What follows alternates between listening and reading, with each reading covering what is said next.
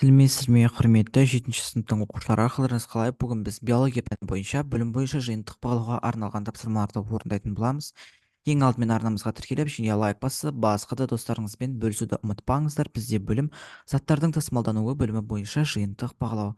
А, Бұл 2-ші тоқсанға арналған алғашқы білім бойынша жиынтық бағалау. Тапсырмада бізде былай берілген екен: қан айналым жүйесінің маңызын түсіндіріңіз, тасымалданатын заттарға мысал келтіріңіз деп бізге берілген екен. Бұл қан арқылы тіршілікке қажетті қоректік заттар мен оттегі тасымалданады деп жазасыздар.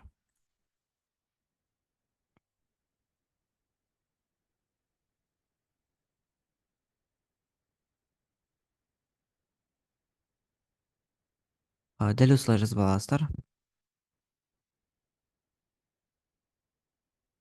Келесі екінші тапсырма. Сабақтың көлденең кесіндісін қарастырыңыз. Сабақтың ішкі құрылымдарының атауларын суретпен сәйкестендіріңіз деп бізге берілген екен. Біріншісінде бұл бізде тоз.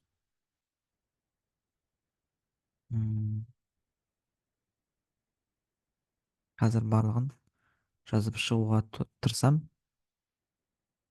Бұл біріншісінде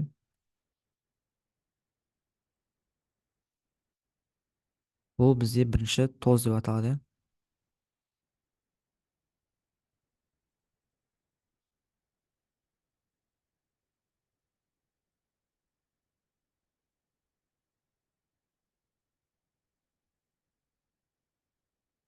Бірінші тоз.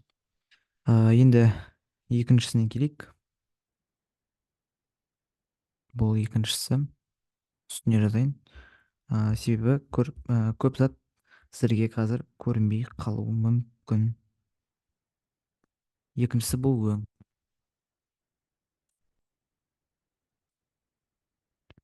Үшінші бізде жалпы тін деп аталады бұл.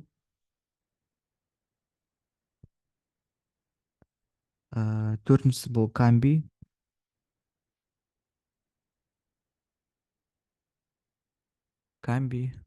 Бес бұл бізде сүрек.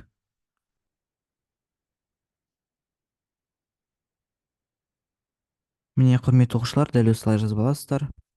Сіздерге барлығын жазып шыққан болатынмын. Осы жерден енді өздеріңіз қарап кетсеңіздер болады. Осы жерде барлығын түгелдерлік жазып кеттім. Енді бұлардың барлығын өшіріп тастаймын. Төмендегі тапсырмаларға ораламыз.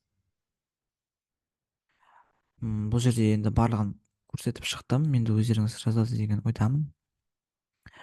Қабық пен камбидің құрылысы мен қызметін сипаттаңыз деп бізге берілген екен. Қабық бұл перидерма және эпителий қабаттарынан құралады. Ал оның жалпы қызметіне келетін болсақ, өсімдікті қорғау, газ алмасуға қатысу, артық суды буландыру, өсімдікке қор заттарын жинау. Ал жалпы камбидің құрылысына келетін болсақ, бізде жалпы камбидің құрылысы тірі жасушалардан тұрады.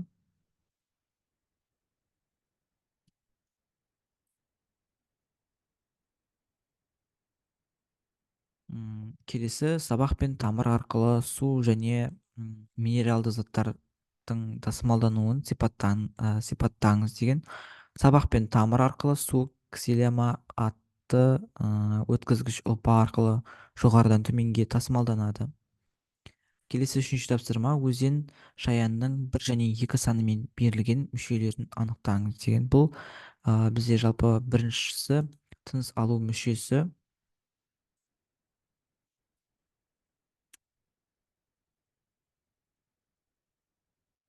Тыныс алу мүшесі. Ал бізде жалпы екіде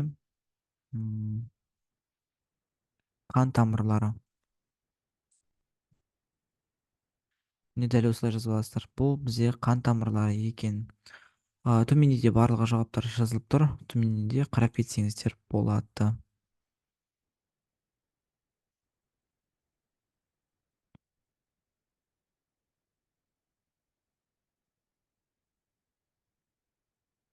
Өзен шаянның заттар тасымалдау ерекшеліктерін түсіндіріңіз деген. Ашық қан айналым жүйесі қанны гемолимфа деп аталады. Гемолимфа қан тамырлары арқылы дене қуысына құйылады. Осымен құрметті оқушылар, біз тапсырманың барлығын толық орындадық. Бізде берілген балл 11 балл. Осы 11 балдың толықтай 11 балын жинап өткен болатынбыз. Енді құрметті оқушылар, осы еңбегімізді бағалап, арнамызға тіркеліп, және лайк басып, басқа да достарыңызбен бөлісуді ұмытпаңыздар. Алдағы уақыттарда сіздерге екінші БЖБ нұсқасын шығаратын боламыз. Сол себептен біздің еңбегімізді бағалап кетуді ұмытпаңыздар. Бүгінге осы, сау болыңыздар.